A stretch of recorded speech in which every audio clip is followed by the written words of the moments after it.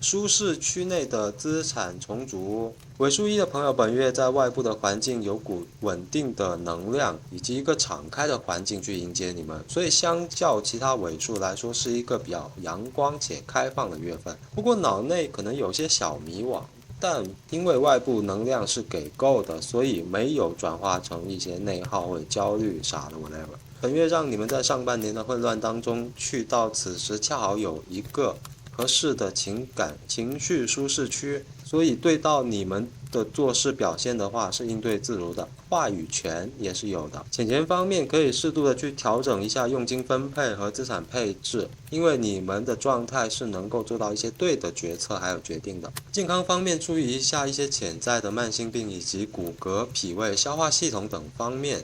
规律作息还有饮食清淡，因为本月可能会想要吃一些口味花样比较多的东西，